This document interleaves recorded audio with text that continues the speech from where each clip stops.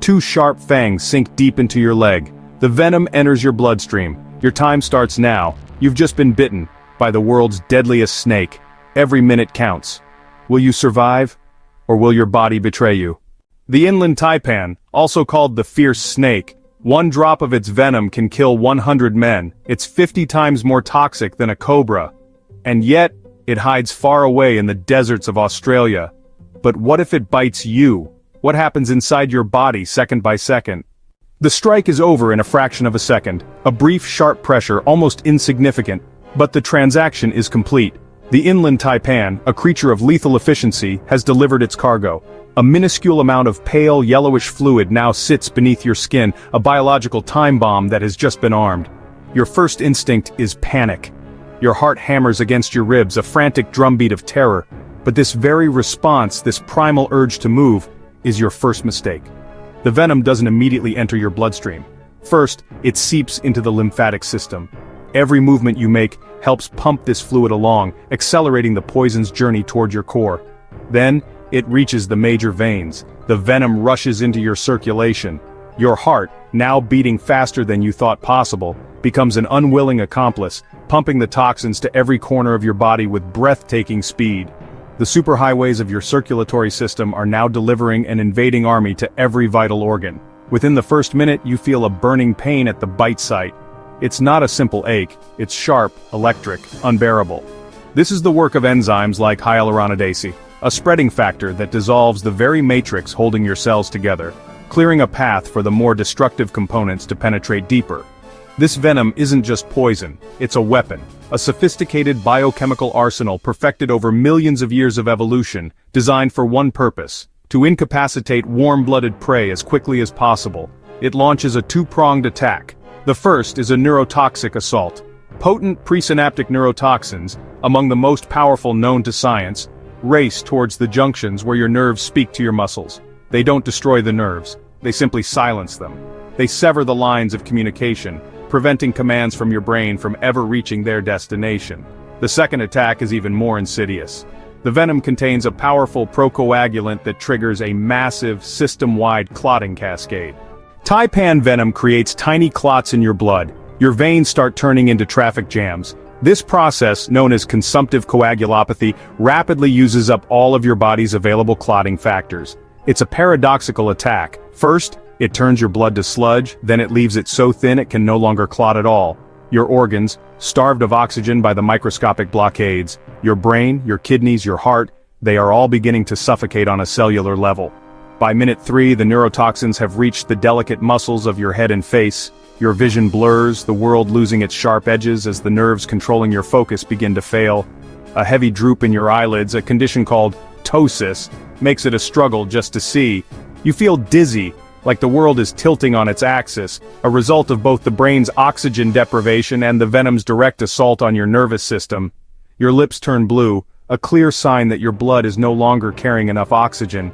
You try to steady yourself, but your hands tremble. These aren't shivers of fear, but fasciculations, involuntary twitches as your muscles fire erratically before falling silent. A wave of nausea rolls through you. You try to scream for help, to form a word, but your voice cracks. The muscles of your larynx and tongue are among the first to be paralyzed. Only a dry, rasping sound escapes. The real terror begins. It's the horrifying realization that you are becoming a prisoner in your own body. Inside your chest, your lungs tighten. The diaphragm, the great muscle that powers your breathing, is weakening. Breathing becomes a battle. Each inhalation is a conscious, desperate effort, but the paralysis is creeping in, making your efforts less and less effective. Every inhale feels like drowning in air, a suffocating vacuum where life-giving oxygen should be. You stumble, your legs refusing to obey. By the end of the third minute, you're on the ground, the world a dizzying, fading blur. The descent has only just begun. The clock is ticking, and with every second that passes without treatment, the venom tightens its grip. Your body, once a finely tuned machine, begins a catastrophic and rapid shutdown. This isn't a gentle fading away, it's a violent systemic collapse orchestrated by one of nature's most potent toxins. The first major system to buckle is your renal system. The venom's powerful myotoxins launch a devastating assault on your muscle tissue. This process, called rhabdomyolysis, causes your muscles to literally dissolve from the inside, releasing a flood of a protein called myoglobin into your bloodstream. Your kidneys, the body's sophisticated filtration plants, are simply not designed to handle this toxic surge. They become overwhelmed, clogged by the thick, dark sludge of dying muscle. They are drowning in toxins, darkening and failing as they lose the battle. Simultaneously, the venom's neurotoxic components wage a silent war on your nervous system. They act like saboteurs, severing the communication lines between your brain and your muscles. The paralysis begins insidiously, a strange heaviness in your legs. You try to shift your weight, but your limbs feel like lead. Soon they refuse to obey commands altogether. The creeping numbness ascends, conquering your legs, then your arms, freezing them in place. The paralysis continues its relentless march, reaching your diaphragm, the very muscle that allows you to breathe. Each breath becomes a conscious, desperate struggle. And here is the most terrifying part. While your body becomes an inert prison, your mind remains untouched. You are fully awake, lucid, and acutely aware of every horrifying detail. You want to scream for help, but your vocal cords are paralyzed. You are trapped, a silent spectator to your own demise. This is the ultimate cruelty of the taipan's venom. It doesn't grant the mercy of unconsciousness. It ensures you are a conscious participant in your own suffocation, a prisoner in a body that has become your tomb. The venom isn't just a killer. It's a sadistic jailer, locking you inside your own mind as the final lights go out. Within the hour, the venom reaches full power. Your heart stutters, your lungs may collapse completely. Without medical help, death is almost certain. But there's a chance. If antivenom is injected within minutes, your body can fight back. Every second lost means your survival odds plummet.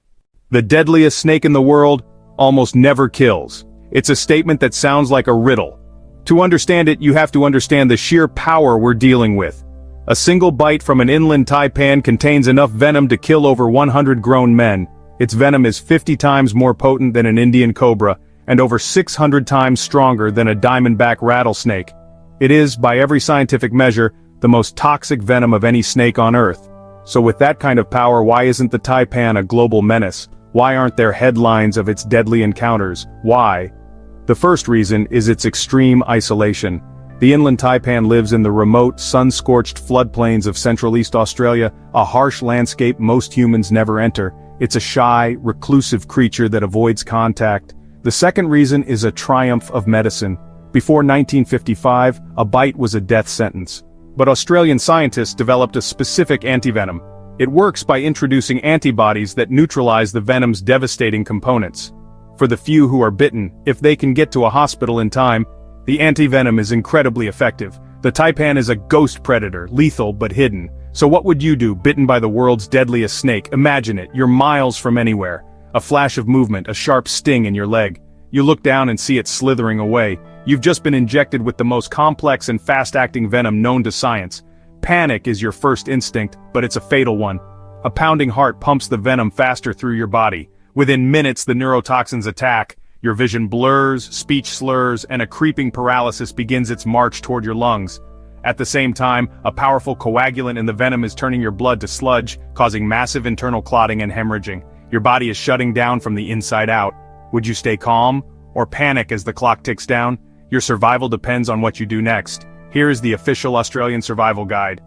First, and most importantly, stay calm. Do not run, do not even walk.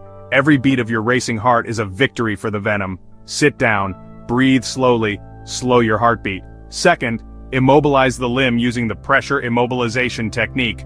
Apply a broad pressure bandage over the bite site, then wrap the entire limb firmly as you would a sprain. This slows the venom's movement through the lymphatic system. Finally, splint the limb to keep it completely still. This technique doesn't stop the venom, but it buys you precious time. And crucially, here's what not to do. Do not wash, cut, or suck the wound. Do not apply a tourniquet. These outdated methods are ineffective and will only make things worse. Your final step is to get help. Call for an emergency evacuation. The only thing that will save you is the antivenom waiting at the hospital. Because against the taipan, time is everything. Without medical intervention, death can occur in as little as 45 minutes. One bite, 1 hour, one choice. Would you survive? Now that you know the science and the survival steps, be honest. Comment below. Do you think you could stay calm and follow the procedure if bitten?